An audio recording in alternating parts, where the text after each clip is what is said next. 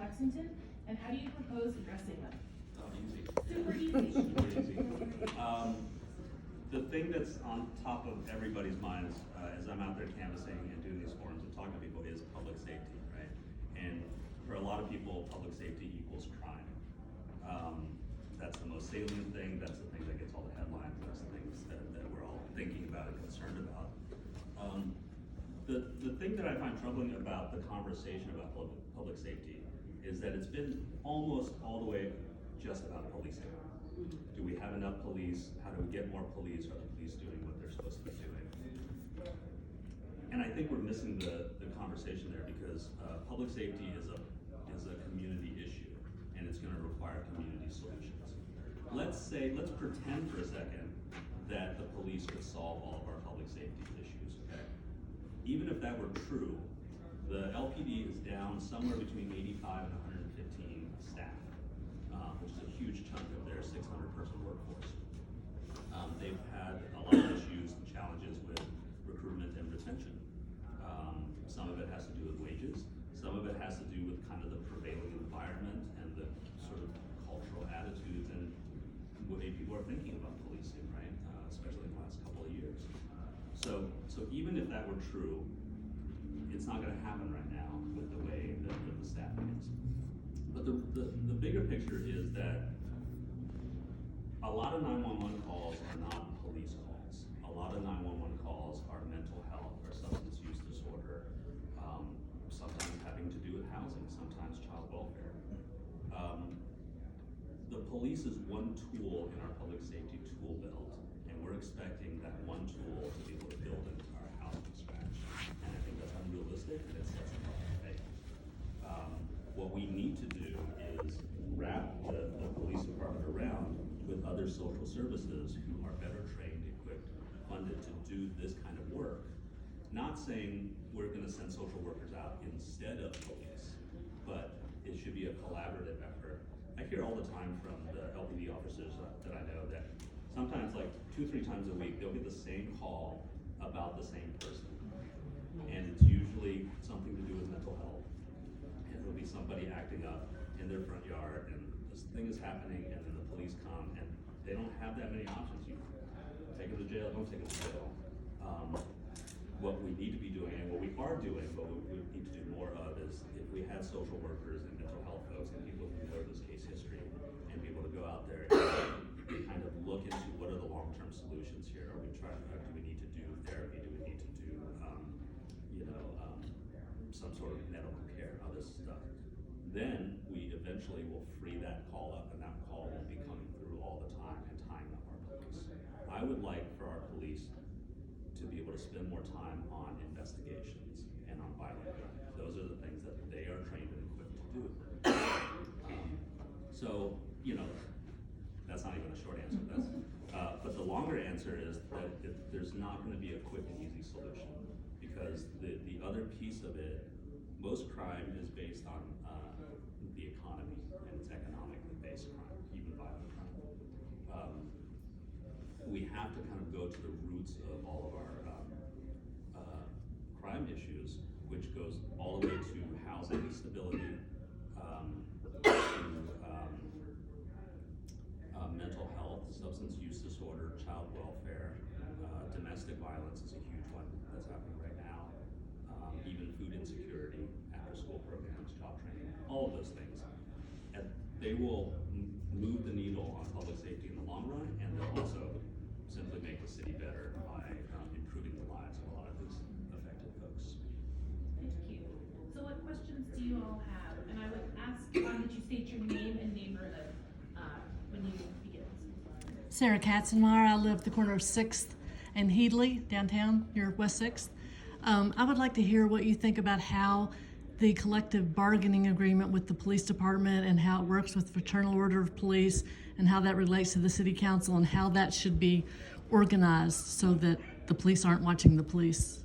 Yeah, boy, that's another easy question there.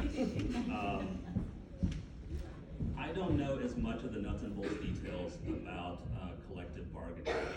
I don't know if I like the idea of just finishing collective bargaining and then immediately reopening it back up and trying to renegotiate it.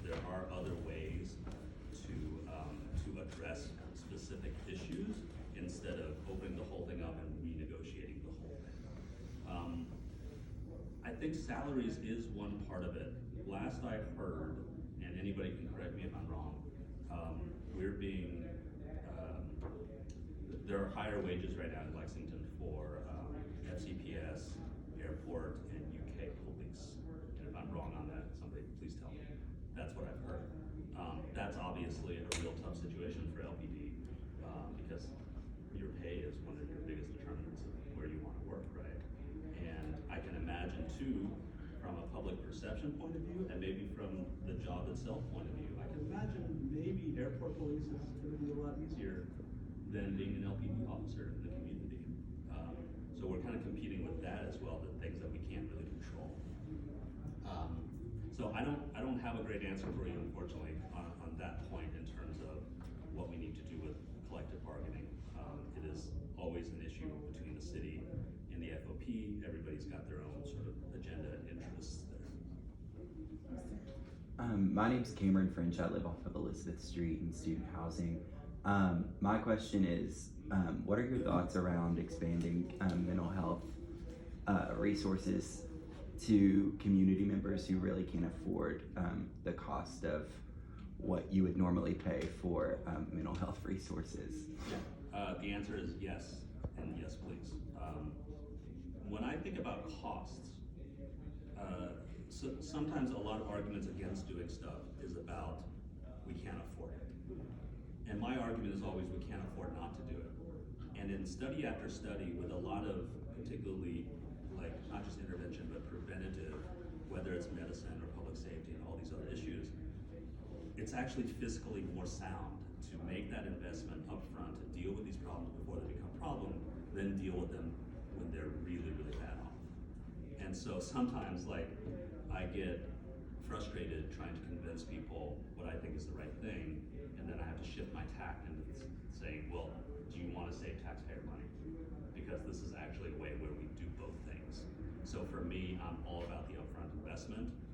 I do think about this kind of stuff through the lens of my being a small business owner, right? Before I can open up the shop, I gotta pay and get a menu up. I gotta pay for all this labor to get everybody trained. I gotta buy this equipment. I gotta do advertising, all of this stuff.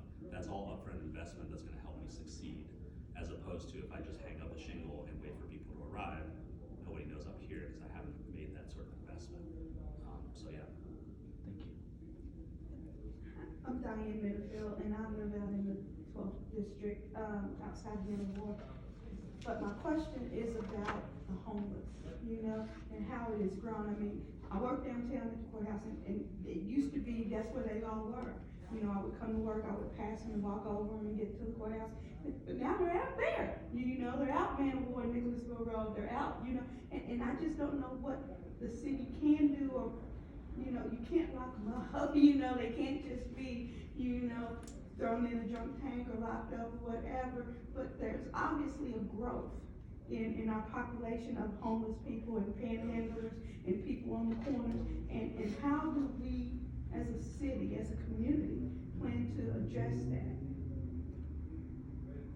I've heard some proposals recently about, I'm not sure exactly how it was worded or structured, but basically trying to gather up all of our unhoused people and put them in one place, ostensibly so that we can serve them better.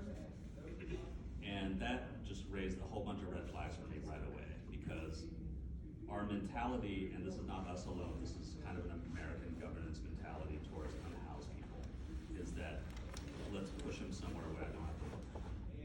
Right. Well, these folks are gonna go into somebody's neighborhood, right? So if right now, like we're worried about tourism and we don't wanna scare off the tourists downtown, well, let's push them off and put them on Newtown Park or put them somewhere else. These are not solutions. Number one, because they're actually not solutions. Number two, because these are people. These are our fellow Lexingtonians that we're talking about here. It has been very definitively shown that the way to tackle homelessness is to house people. That's it. End of sentence. It's not as easy as me saying that, of course, but that literally is it. And fiscally, it costs less money to get people set up with stable housing than it is to deal with them on a day-to-day basis from city services, from policing, from sanitation, from mental health services, all these other things. We start with housing, but it's not housing alone. We don't just give somebody a house, walk away, say we're done. We still have to wrap around them with all those other services that I talked about before that have to do with public safety, job training, after-school programs, nutrition, mental health, substance use disorder, domestic violence, all of that kind of stuff. I hear the argument also a lot recently that not all unhoused people want to be housed, and that is true, but that is not enough of an argument to say that we're not going to do it, right? Like, I don't care what the proportion is.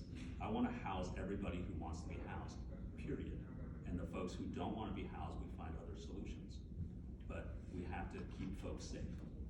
So to me, the priority is on these folks that we're talking about, not on the folks that don't want to look at them, or don't want to deal with them. And I'm Tanya Whitfield, and I guess I live on East 6th Street, so I don't know what level that would be.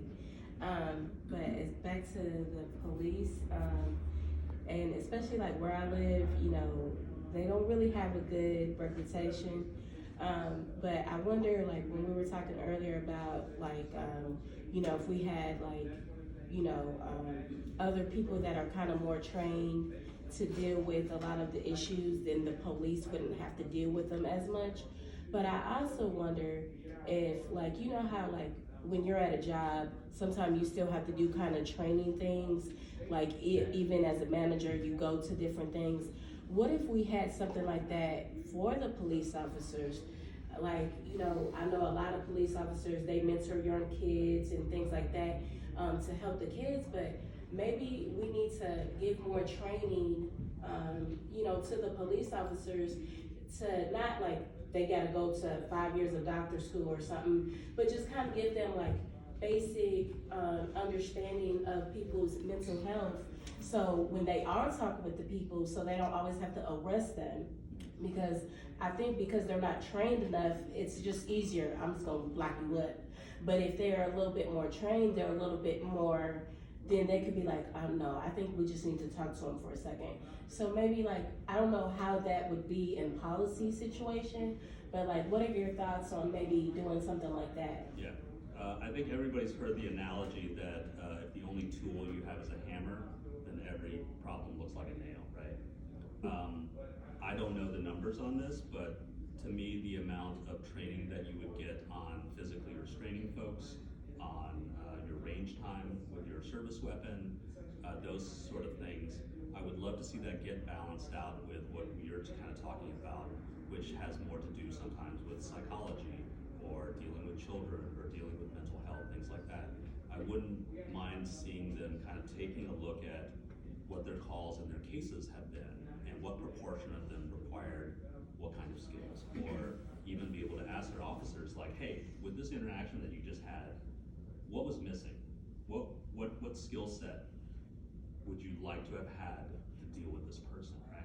We've heard it, and I'm not talking about LPD specifically, we've heard lots of incidents nationally where there's a young person with a mental illness or who's on the autism spectrum behaving in a certain way, and the police officer doesn't read the situation correctly because they're not trained to read that situation correctly.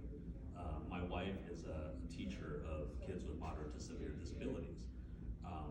Those are situations, I remember her reading some of those articles and just feeling so terrible because she knew immediately, like, that's what this kid was doing, and this is how you would engage with the kid, not by yelling at him, not by making the situation worse because they couldn't, you know what I mean? So I would love to see kind of an audit of like, what are these interactions like, and then what pieces are we missing from our skill set, right? To increase the toolkit that police have to work with. So that was a great question, because that's de-escalation that you're talking about. Yes. And we do have Lexington Police Department officers who have crisis intervention team training, which is specifically to help de-escalate a situation that's a mental health crisis and get somebody to help and not take them to jail. I used to work on this in my old job in a different place. But I don't know that we have a crisis stabilization unit in Bay County. We have a psych ER at Good Sam, but really a key to having something besides jail is a crisis stabilization unit where people can stay 8 to 24 to 48 hours. So that might be something to put on the table. Yes.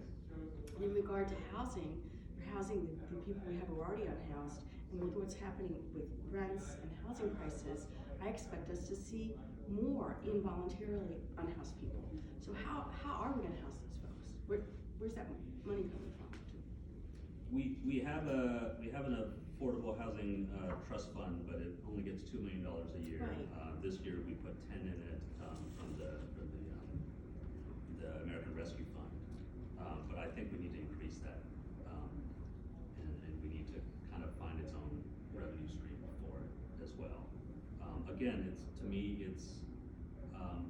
I don't know that I can tell you right now specifically where that money is going to come from. The city budget is always a zero-sum game, right? Right. If you use some, you have to take it from somewhere else.